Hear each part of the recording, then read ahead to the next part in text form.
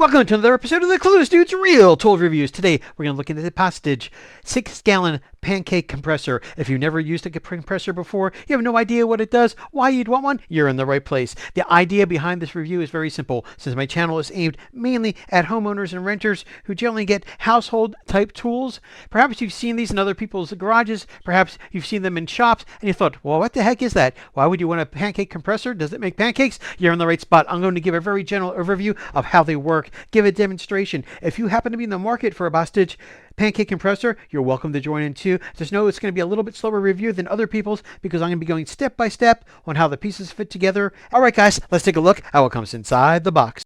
This video will show you the major components of a compressor and the tank underneath it. It is not a how-to video or a safety video. Be 100% sure you know the safety rules for using your compressor and read the manual. If you have any questions, seek the help of a professional. All right, guys, let's get started. Alright guys, let's take a look at what comes inside the box. It comes with a finish nailer, it comes with a brad driver, it comes with a compressor, it comes with a hose that connects the compressor to the tools. So let's review again the general functionality of how this works. On top of the compressor right here is a motor. This motor drives an air pump. The air pump puts air into the tank. The tank will fill up with air. And then the air inside the tank will actually go through the hose and actually power the tools. Alright, so how does this work? Well, first thing we're going to do is we're going to turn the motor. With the motor running, you'll notice the needle is going to go up to 150 pounds. This dial here shows you the tank pressure, which right now is at 0 because I'd let all the air out.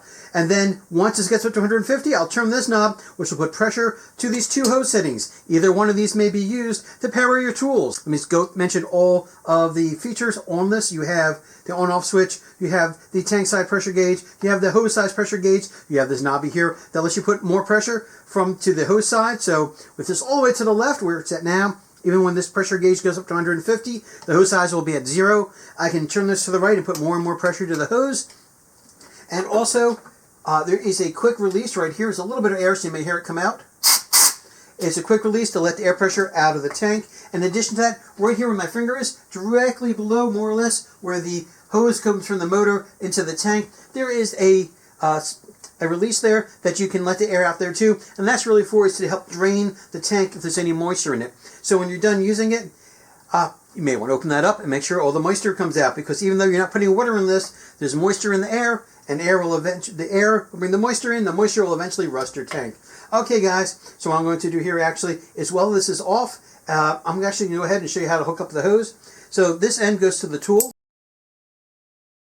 So just like on this end of the hose, you can pull down, and that'll let you slide this onto the tool. It's the same kind of connector right here and right here that lets you place the hose in. So I'm actually going to do this one because it's easier to see on camera. This piece here slides up and back. I'm going to push this in.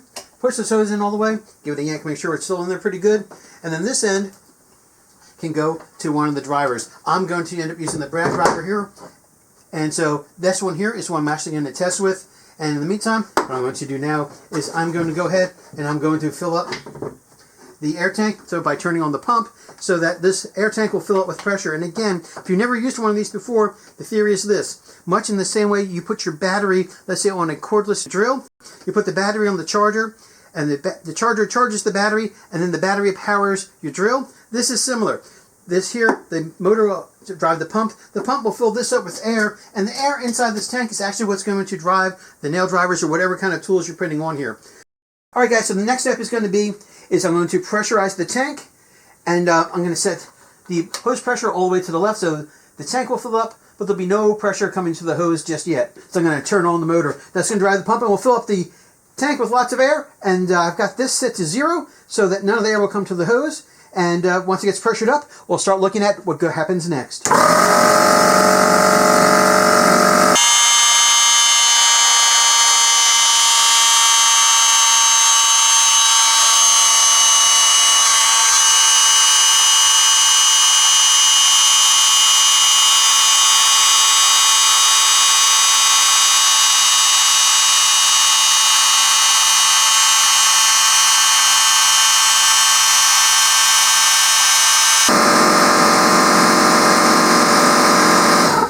Alright guys, as you can see, as soon as it hit 150 pounds PSI inside the tank, so again, this pressure gauge is the one that measures what's inside the tank, the pump automatically goes off, and now this is full of air. And you'll notice that this is still at 0, and the reason for that is, even though I've got the hose here, and it's not connected to anything, I got this set to 0 just because I'm not yet quite ready to use it. But let's say I was, and let's say I wanted to drive one of these tools. And let's say I wanted to drive the tool with, I don't know, let's say 50 psi of air. I would turn this to the right. And I know it's to the right because it says turn to the right to add air. And I'm going to set this until the pressure gauge reads 50. I'm going to turn it till the pressure gauge reads 50. And if we take a look here, you'll notice there's nothing hooked up. And that's because if it's not hooked up to a tool, there's a valve in here that doesn't let air out, which is cool. Otherwise, air would be rushing out. So now, if I was to hook this up to a tool, the tool would get 50 psi of air that it could use to drive in nails. If I say I decided I wanted more, I can turn it further to the right.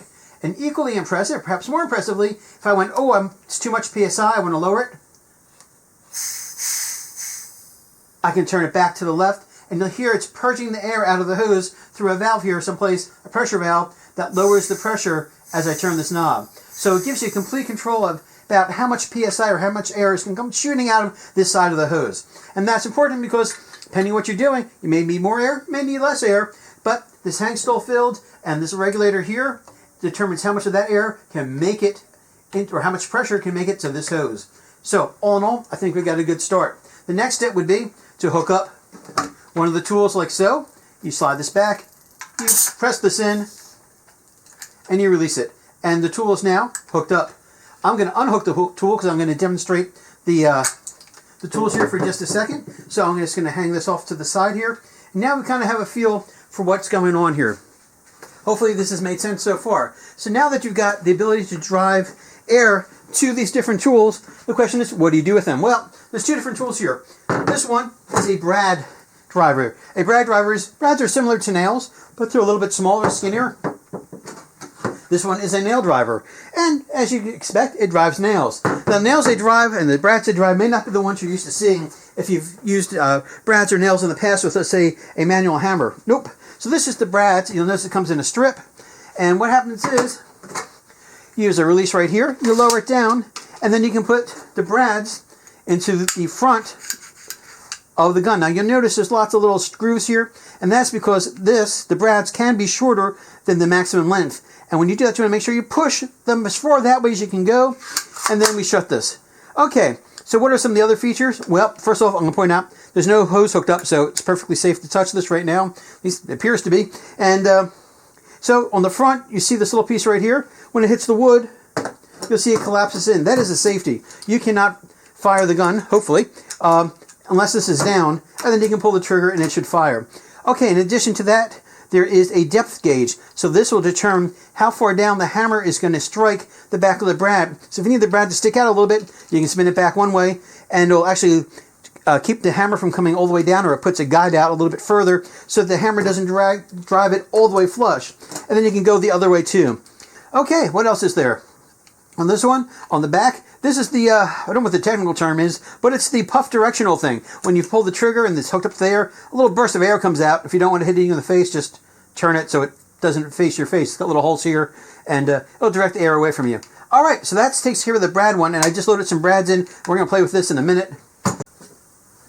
All right, guys, let's do the nail gun next. All right, so this is the nail driver. It has a similar thing where you can slide down the slide to expose, hey, there's no tray there. And that's because the nails don't actually get loaded the same way the brads do. They actually go between these two pieces of metal right here and here. If you see those two shiny pieces of metal, what happens is you take your nails that also come in a strip. You make sure the pointy side is that way, and it gets slid in right there between those two pieces of metal. Hopefully you can see it. Then you hit the slide release. It pushes it up just like you'd expect inside a stapler, where it pushes the staple so that the front of the staple to be shot in. Same thing happens here. All right, now I can point out there's no hose attached, so it's still safe for me to touch. In addition to this, we also have right here on the front 2 levers. If you pull them both in and you flip this up, you can see where the nail went. And that's in case the nail gets stuck or jammed, you can get to it to unjam it. Okay, just like with the brad gun, you also have a safety on the tip that has to be depressed in order for this to fire. You also have what I call the air poof deflector, and that is because it helps direct the poof of air away from you. All right, another thing I want to point out, and this is true for both the brad gun and the nail gun, or I should call them drivers, the brad driver and the nail driver, and that is, if you pull the trigger on these, well, you have to depress it and then pull the trigger, they'll go off. On some of the models, if you lift it up without releasing the trigger and touch it again, it will go off again. And again, I point that out because it's possible to think that once you pull the trigger, it won't go off again. And on this one, I don't believe it does. But on other models, actually some of them that are identical in almost every way, but maybe the trigger color or some other subtlety, they will go off again. Which is one of the reasons why I gave the disclaimer at the front about this is not a how-to video. It is because there are so many different things that make these dangerous that you really must read and understand the manuals that come with them. There's subtle differences, even with the same model number. There's then sub-model numbers with subtleties. I believe the same exact Bostitch is available in an identical looking package, except it's got a black switch on it. And maybe that one is the one that goes ping, pow, pow, pow with each touch. But either way, look in the manual and you'll see that there's several variations, and some of them have to do with the color of the trigger to indicate whether or not it goes bang, and maybe some other subtleties with model numbers. But my point is, absolutely, positively read the manuals before using these. All right, guys, let's keep going. All right, guys, I hope that all that made sense. And now let's go ahead and actually let's hook up the tool. So what I'm going to do is I'm going to find something we can drive a nail into and a rad into. So let's take this off to the side here. And that's what I've got here. So we got this piece of wood. There's some brads in here already just to hold everything together. But as you can see, we got quite a bit of distance here. So I'm not going to overdrive into the table. And what I'm going to do is we're going to hook up a hose here. And we're going to try the nail gun once. And then we're going to try the brad gun once. And then after that, we'll go figure out what we're going to do next. So I'm taking this. I am hooking this up. And now I have the brad gun hooked up. I'm going to open up this valve here. And as I open it up, hopefully, I open this valve here, and you can see the pressure is building up now on the hose side. And so I'm going to actually open it up all the way. I'll give it a shot here. I've got the pressure gauge up to as far as high as it's going to go. I've got it just about wide. I say it back. It's now up as high as it's going to go. And so I've got the brad gun here, and we'll see what happens. You'll notice that there is no brads right here. It's an empty spot right around here. So what I'm going to do is I'm going to take the brad gun. I'm going to make sure my hand is at least the distance of the length of the brad plus some away from the gun. Just push down, and there's the new brad right there. Do another one. And there you can see it. If I adjust this depth gauge, so I'm going to spin this as far as it can go, keeping my finger away off the trigger. I'll put another brad in.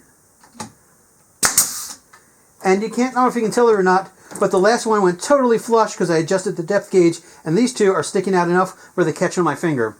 So the depth gauge does in fact work, although I'll have to admit it's probably a little bit hard to see on camera.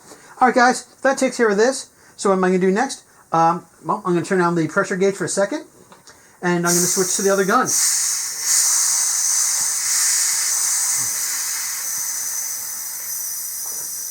I don't know that you really have to take the pressure off. I just do that to make it easier to change. So I'm putting it back on. All right, so now same thing here. I'm going to up the pressure, and I'm going to turn it all the way up. And by the way, every time I fire the gun, it uses up just a little bit of air out of the tank, and eventually that tank is going to go ahead and automatically refill. So when it gets down to, I don't know, about 140 pounds or so, I'm not sure the exact number it will refill. So here you can see I'm going to do this from the side so you can see a little bit better. And you'll notice without it touching anything, without that safety depressed, nothing happens. So I'm pushing straight down, and I'm going to fire this. And you can see that it put that nail right there. I'm going to do 2 more in a row just so you can see the straight line, so you know which one it is. And actually I'll do 1 more, so it's 4 in a row. So when I tilt this up, you can see. I'm going to set this off to the side here a little bit, so that here. And if you take a look, you can see these 4 nails are the ones I just put in. And it was really easy. No hammering required. All right, guys, that was a lot of information in a short amount of time, but it's okay because we're about to review everything in under about 2 minutes. Before we do that, if you got this far, I'd appreciate it to hit the subscribe key because without subscribers, YouTube will not pay me. One other note, I want to thank my wonderful neighbor Loretta and her father for lending me these tools to review today. These are not the kind of tools I would buy, so if they hadn't lent them to me, I wouldn't have been able to review it. Thanks a lot, Loretta, and Loretta's dad. All right, guys, we're going to do one overall review once again just to summarize everything we talked about. So on the top, we have the electric motor that drives the pump. The pump drives air through this hose into this tank here. Once the tank gets filled up, you can see the gauge on this side, the left side, that shows you how much air is in the tank. On the right side, you can see how much air is going to the hose that eventually is going to go to your tools. So that's this one here. These are both the same hose, just different ends of it. And when you get all done, one thing I did not mention is you got to empty out the tank. And the best way to do that is this little pin right here. This is the purge vent pin. So first, make sure it is switched off, and then you pull this pin and you'll see that this is going to drop. Now, there could be air on the other side too. I'll fill it up just for demonstration purposes. And what I'm going to do is then turn this to 0 to make sure this air purged out of the hose side, and I'm going to give this.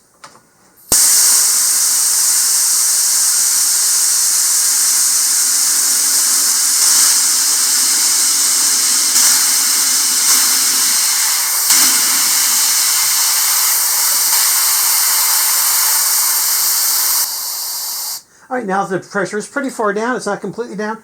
I'm going to reach back here, and I'm actually going to spin this around so you can actually see it this time. I'm going to pull this hose off just to kind of get it out of the way. And I'm going to set this off to the side so it's not in the way. And I'm going to spin this over so you can see the side of it. And if you look back here on the back, you can see right over here, there is this drainage pin right here. And basically what this is so that you can get rid of any remaining air out of it. So you take this off, and the rest of the air will come out. And the reason why you want to do this is it also helps get rid of moisture. So if there's moisture inside the system, because there's moisture in the air gets in the tank, therefore moisture gets in the tank, you do this, and it's supposed to help remove the chances of there being moisture inside of the tank. All right, guys, that's all I've got. I hope this helps, and yeah, there you go. All right, guys, I hope this helps, and that's about it. I'm going to put my famous disclaimer, and in this case, it's actually a pretty important one, and that is, please, for all things holy, read the manual before you use this. These are not toys. These aren't, hammers where you're going to just, tap your thumb maybe and hurt it. This could do some serious damage, so please, read the manual. Don't depend on everything I said for 2 reasons. 1, I'm just interpreting the manual, and 2, there's a million different variations. Just on the nail driver that I looked up, I went to the Bostitch website, put in the model number, and it came out with a bunch of sub-models underneath it that have subtle differences. So be sure to really read the manual, know which model you have, know which sub-model you have, and really read the manual before you're using it, because these can be potentially dangerous. All right, guys, I appreciate your time and help. If you found this testing helpful, I'd appreciate you hit the subscribe key. And for those of you who don't know why people like me keep saying, please hit the subscribe key, it's because until we get 1,000 subscribers, we don't get any revenue from YouTube. I don't want to live under a bridge, so I'd appreciate it if you hit the subscribe key so I get paid by YouTube. All right, guys, have a great day. Bye-bye.